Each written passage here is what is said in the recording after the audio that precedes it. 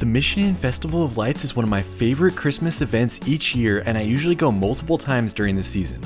Last year the event was only a tenth of its normal size, and so I was hoping this year would be closer to normal. Unfortunately, that's not the case, as it's still very scaled down with no vendors and only a quarter of the lights that are normally on the historic hotel. Here's all the information though if you want to check it out. The event is broken down into a few areas that you can explore. The first is the Mission Inn Hotel. This is the central part of the event with its awesome walkway that leads you to the hotel and the arch covered in lights. It's a popular place for photography, and this area is still on display, and you can walk down one side as a visitor and another as a registered hotel guest.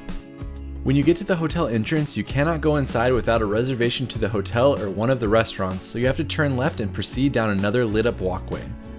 This walkway normally has some elves making toys, but this year it's just the lights above you, which are still very pretty. It seemed to be one of the most popular areas for photography, and lots of families were enjoying this section. From there, you exit the hotel onto the main walkway through downtown Riverside.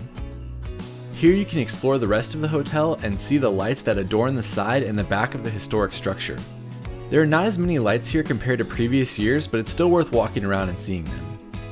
There's also a large Christmas tree near the back of the hotel, and Prohibition, the restaurant that's across the street, has a ton of lights on it as well. Walking down the main pedestrian street, you'll see scattered lights, ornaments, and presents on display where the vendors normally are.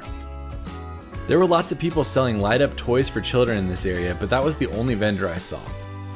The next street has a giant Christmas tree light display on the exterior of the large California building. Plus, there are a bunch of restaurants here where you can eat at, and some cutouts that you can take photos with. There were lots of outdoor tables and chairs that people were taking advantage of, and it looked like some of the restaurants were ramping up with cocoa and other things. Crossing over University Street, you'll see Donut Bar on the right, with the large white lit up Christmas tree right next to it. This Christmas tree is another popular area for photography, and it's been there for as long as I've been going to the event. Donut Bar especially was going all out with their fun pink lights on all of the trees outside of their restaurant. It was open late on the Monday I was there, and there was donuts if you wanted to get one.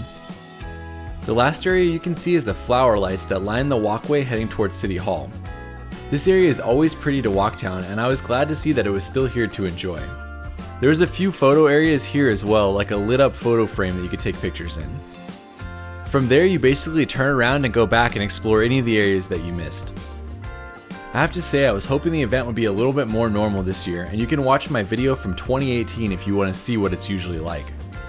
That being said, it's still a fun free event for the whole family during the Christmas season. Be sure to let me know what you think in the comments, and if you're looking for a good sandwich, Baba's Hot Chicken in the Riverside Food Lab is pretty hard to beat. Just don't forget the fried pickles. We'll see you on the next video.